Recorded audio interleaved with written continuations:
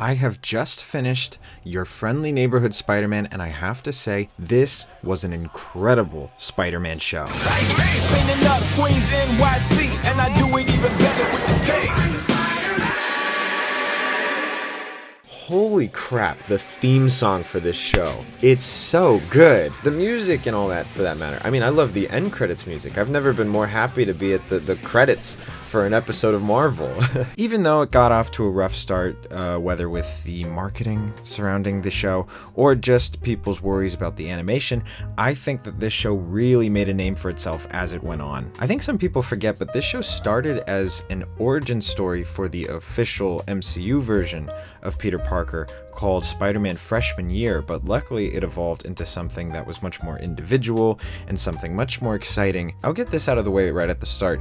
I really love the look of this show. I think it's really cool how the animation, even though it's not perfect at times, it can get a little choppy during the action sequences, which personally I didn't really mind much.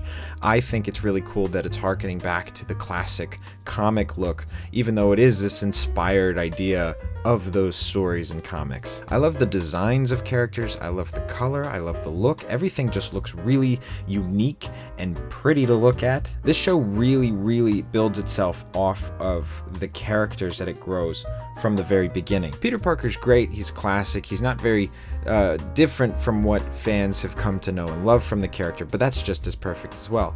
But then we also get additions like Aunt May. We also get Nico Minoru as Peter's best friend in the show, which is such a wild and interesting choice as Peter's best friend.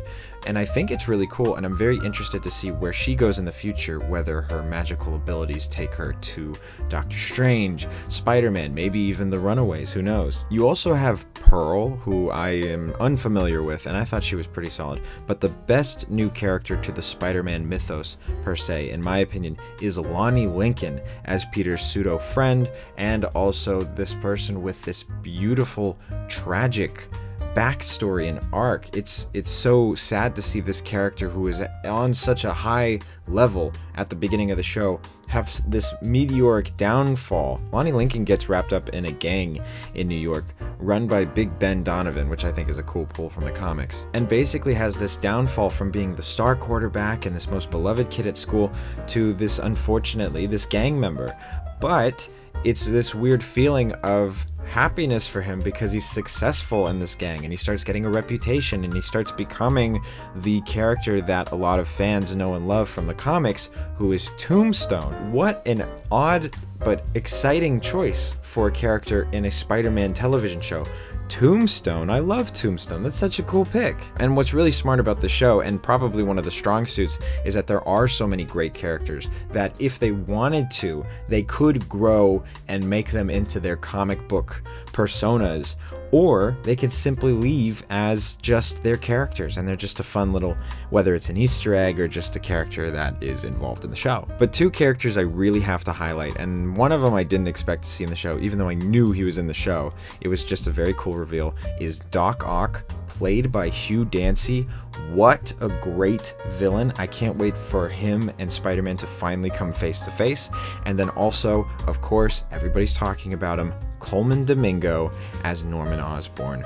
Holy crap, they are incredible. I mean, I could sing their praises all day, but I'm just gonna finish it with, I would love it if the MCU took both of them on as the live action versions of these characters for the MCU. Because as the MCU is a template for this version of Spider-Man, I think it's incredibly interesting to have Tony Stark be replaced by Norman Osborn taking Peter under his wing. You see how Norman's passions and somewhat antagonistic intentions kind of send Peter down the wrong path at points, and I'm very curious to see where that's going. I wouldn't even be surprised if this show completely ended in a bad place because of Spider-Man's early influences with Norman Osborn, and I cannot wait till we get the Green Goblin in the show. That's going to be great. The villains are also very exciting too. You get really random pulls from the comics, which again I think is a strong suit of the show, to some big ones. So for example, for small ones you have Hot Rod, Unicorn, speed demon tarantula. It's just very random.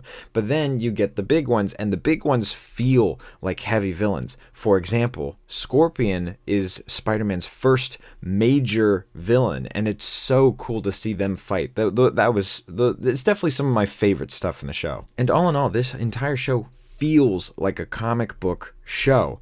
From the look to the story to the themes, it's just very exciting. Marvel's really been on a great kick lately with Marvel animated television. And I say great kick, there's only been 2 shows that I've really fallen in love with out of the 2, which is this show and X-Men 97. But both, I would argue, are perfect Marvel animated shows. I really hope that they start to produce more. I hope they make some original ideas too. I mean, I know Your Friendly Neighborhood Spider-Man's original, but I'm just saying maybe they do a Daredevil animated show. I would love that. Maybe they do other characters or stuff that maybe isn't connected to the MCU, but the MCU probably wouldn't get around to them. Great Lake Avengers, maybe the Runaways. It's really cool, and I really, really appreciated the show for this. And this series ended perfectly. I'm very excited for what's going to come in the future, and I'm very satisfied for what I got. There wasn't any major twists, but it was cool to see some of my favorite characters. It was cool to see one of my favorite Marvel superheroes swing around in a new animated adventure. It was all good and fun. I even got to see some of it at the SCAD TV Fest. If I have footage, I'll make sure to include it, but that was a really cool experience, and the showrunner was there too. The only 2 requests I have for season 2 is I would love it if it's like a 22 episode season. Again, that's just you. Oh my god. My camera just shut off. Well, we're using this one.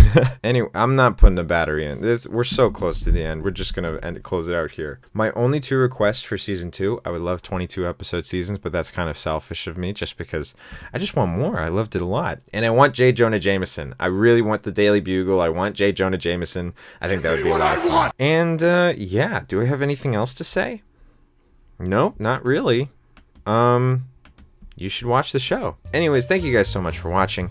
I hope you enjoyed this video, my little run through of Your Friendly Neighborhood Spider-Man, how much I loved everything, how much I enjoyed everything, how much I'm excited for season 2. Anyways, thank you guys so much for watching, and I'll see you next time, which will be on Monday, which will be a video that I need to...